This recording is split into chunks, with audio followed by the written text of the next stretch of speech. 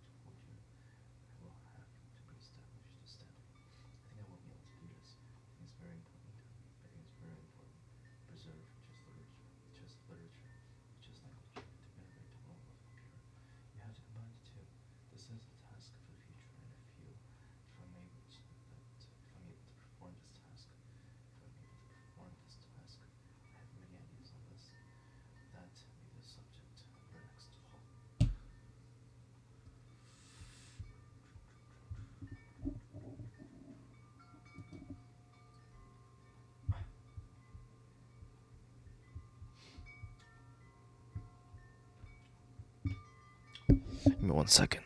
아, 아이고야.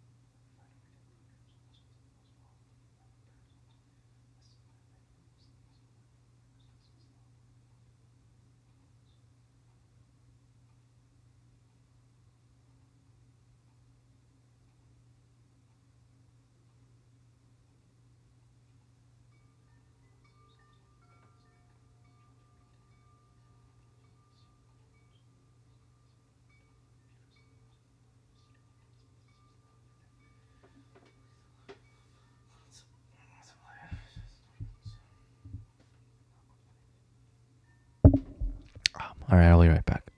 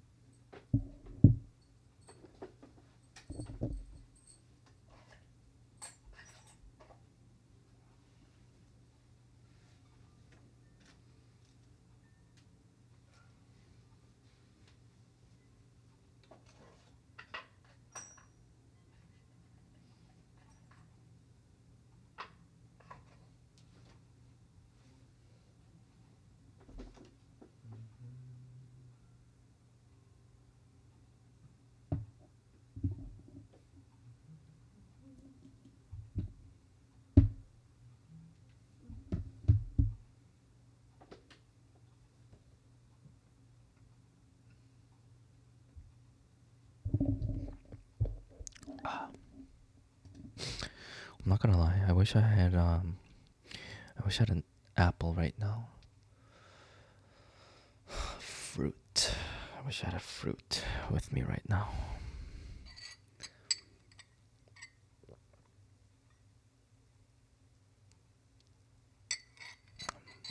Damn, I gotta polish this. It's starting to get dark. Yeah, I gotta polish this guy.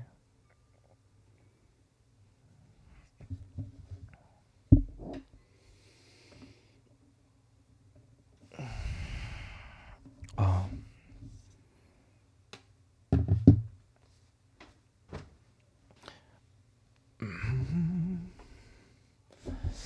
Alright, what do we got? What do we got? Relation to social attention gets a lot more complicated. Some of us seek the stage and spotlight, others desire total anonymity. But the core need for the attention of others is in us all, a kind of baseline for human flourishing.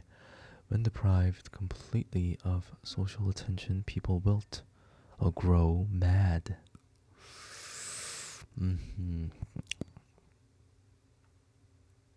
We know this for a fact because across the world, in all kinds of different situations, people have been forced into prolonged periods of solitude.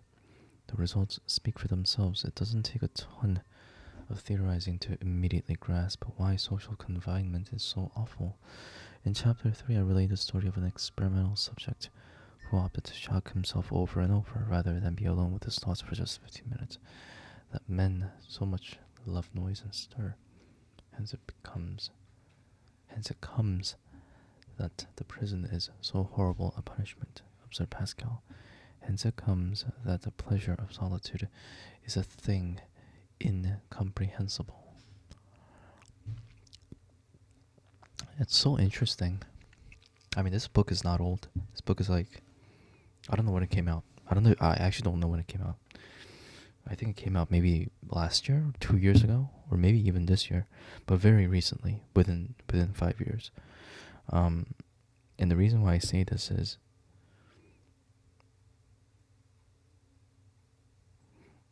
if it was maybe 15, 20 years ago, then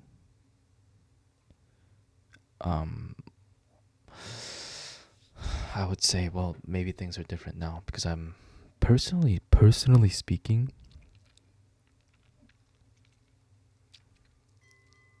I mean, this is me, right? I can't say that it's for everybody else or the majority, but I think it's growing. People that actually appreciate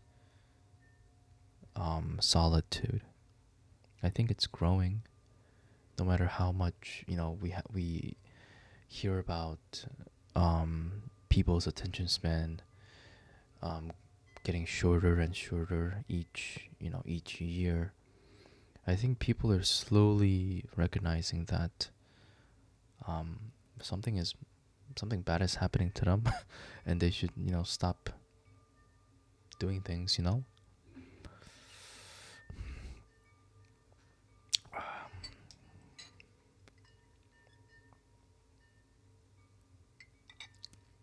think it's the same thing with, whether, with eating, specifically, because we all want to consume more, right? As people are not gonna eat until they grow morbidly obese.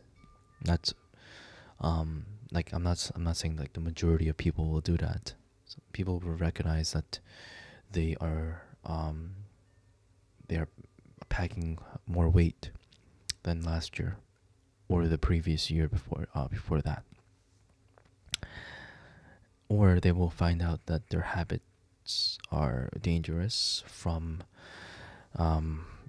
doctor visits, or the doctor obviously, after the doctor points out that you've been gaining weight, and it could lead to these potential health problems, mental problems, etc.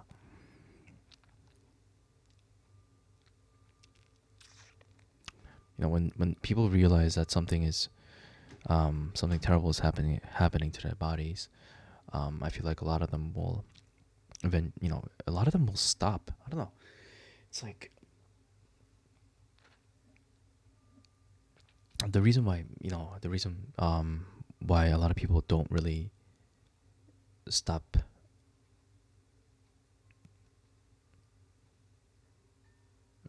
I mean, actually, it's different. Yeah, I mean, yeah, smoking is different.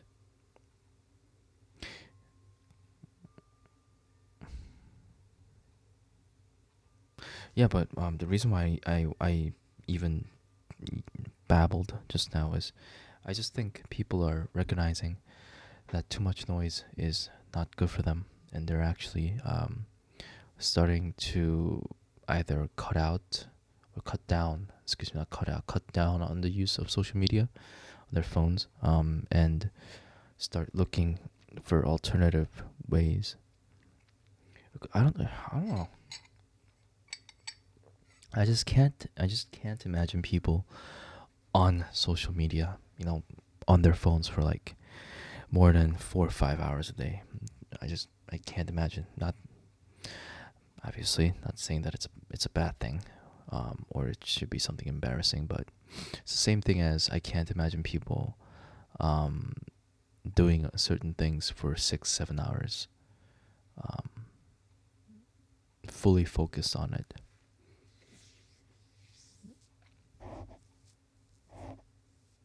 Like games, for example. Actually, I do see people on who play games for like not 8 hours, and I'm always amazed. Like, how do they do that? Solitude as an institutionalized form of punishment was first introduced. Okay, so we're talking about okay, solitude.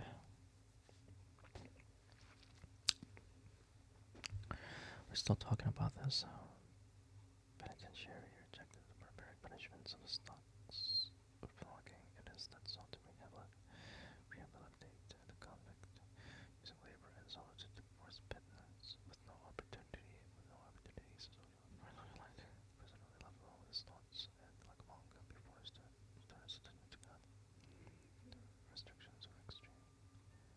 The most infamous of these prisons. Prisoners were hooded and locked in their cells upon entering the facility to avoid even the briefest of interactions with others. It was with the purpose of studying these novel American modes of incarceration that Alexis de Tocqueville made his famous 1831 trip to America. He saw it for what it was. This absolute solitude, if nothing interrupts it, is beyond the strength of man.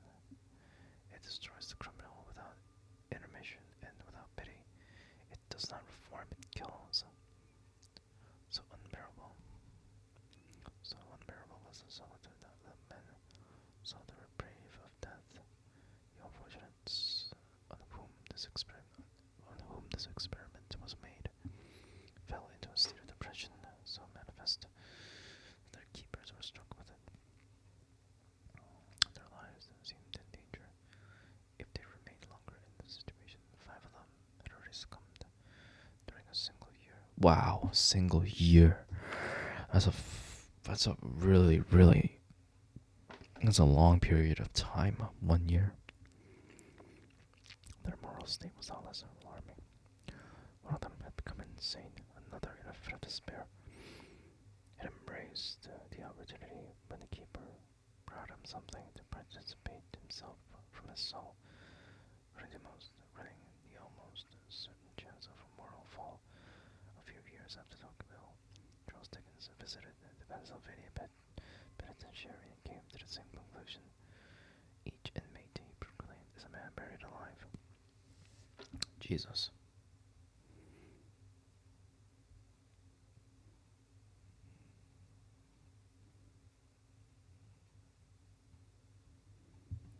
I actually want to experience that. Like probably maybe for like a month. I want to experience how that's like being in um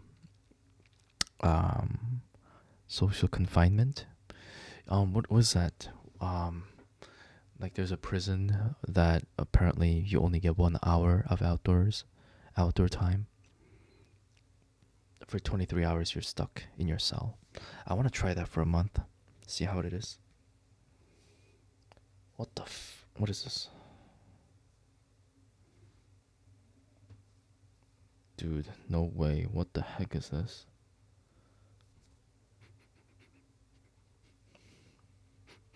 Oh my god, is this oh my god.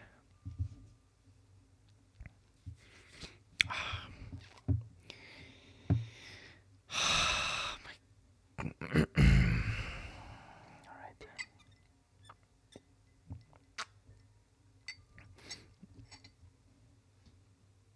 Dude, and I just washed these pants too. Oh my goodness. The penitentiary model was ultimately replaced by the rival congregate model, which is what we now think of as prison. But the practice of solitary confinement has shamefully endured, and its effects remain as brutal as ever.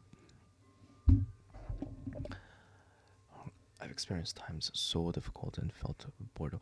Well, actually, to be honest, if the prisons don't provide any sort of entertainment, like books or yeah, I mean that may be difficult because I can read books all day, right? Or at least for maybe 6 7 hours a day. But if I don't have books and I'm just left in a cell by myself, nothing, no pen, paper, and nothing, that may be difficult. Very difficult, actually.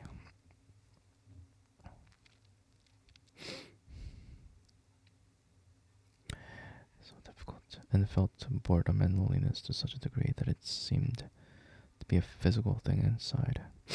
Writes William Blake, in Hell is a very small place. A compilation of first-person accounts of solitary confinement. Ooh, that's gonna be an interesting read.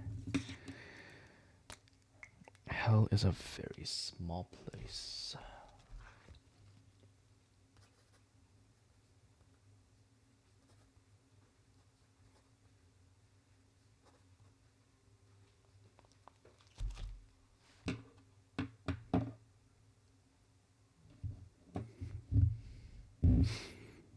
It was so thick, it felt like it was choking me, trying to squeeze the sanity from my body, trying to squeeze the sanity from my mind, the spirit from my soul, and the life from my body.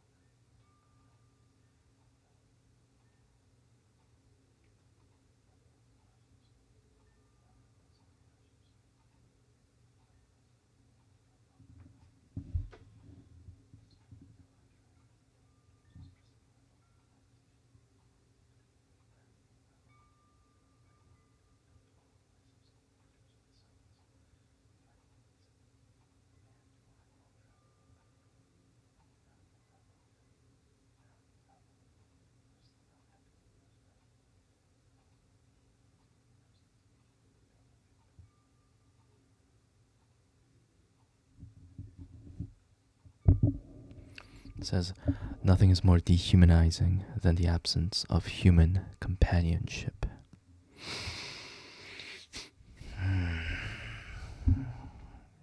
Nelson Mandela said that on his recounts of solitary confinement.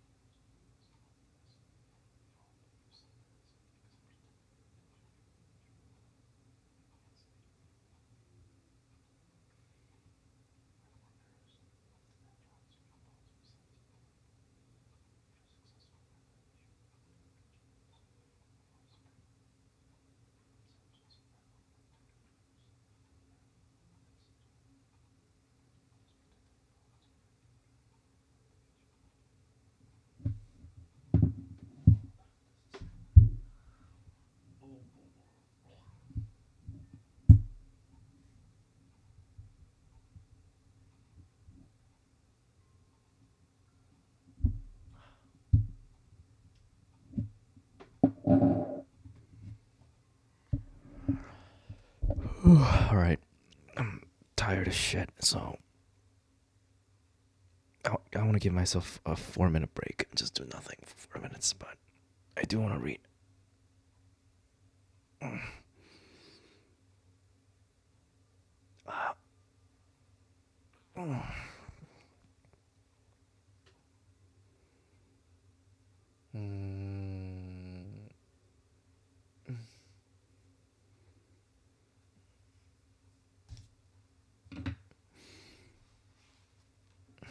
These are the books that I have to look into.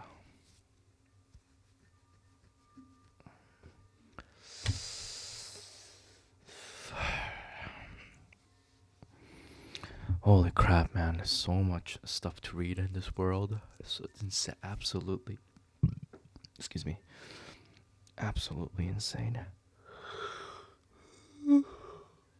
What the hell was I doing when I was a kid, man? I mean, it's not too late now, I guess, too, but god damn it. It would have been nice if I had 10 years of experience before, you know? When I had a lot of time. Instead, I shat it away playing worthless games. Disastrous. Because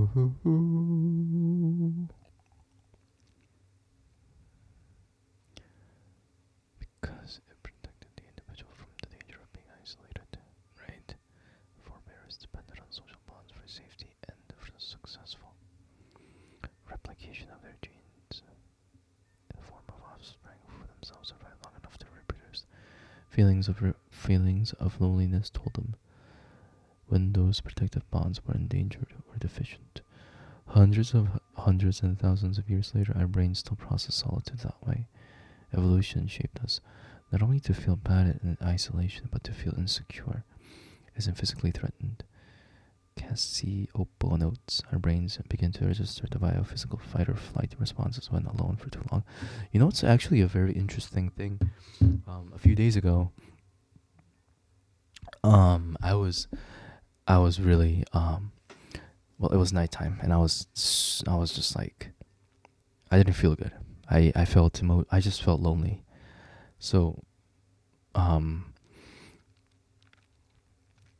what I did was, when I went on social media, right? I went on Twitter, I went on TikTok, I went on Instagram, and I scrolled through those videos, those posts, and it made me feel shittier for some reason. It didn't make me feel connected at all because it was the same types of humor. My algorithm was fucked, so it just provided me with the same kind of similar content. I don't want to see that. So my best option was just to go on YouTube, right, and search for like the randomest thing. Look at what was trending. Um,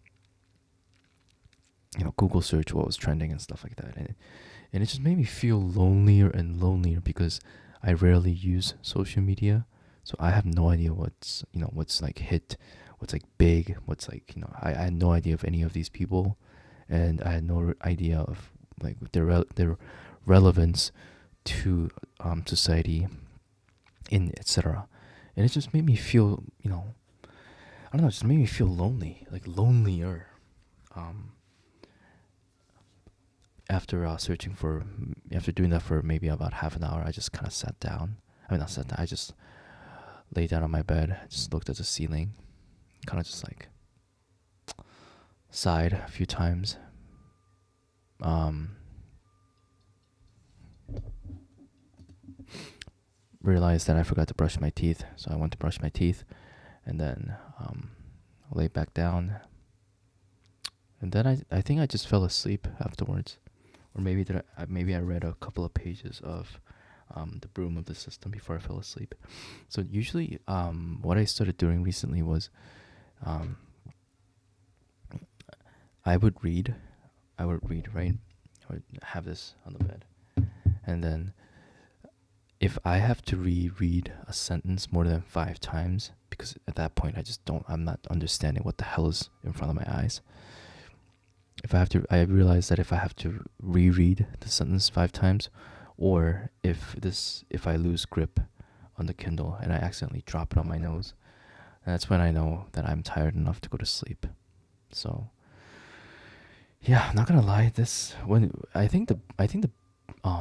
For me personally, I think the most helpful tool to help me fall asleep is reading, because reading, in my opinion, it consumes so much energy. For me personally, consumes a lot of energy. So, like, even right now, I'm like really, really, really, really tired. So I'm probably just gonna brush my teeth after uploading this video. I'm just gonna like fall right back asleep. Oh. But anyways, yeah, I babbled for too long. I'll see you guys on the next video. Hopefully, so tomorrow will be 248, 249, and 250, and then the day after I will be doing a very short video, kind of briefly talking about what I've learned in the 250 hours of reading. Not really learned, but like what my current thoughts are and what I hope for in the future. Only about a quarter way done, so yeah.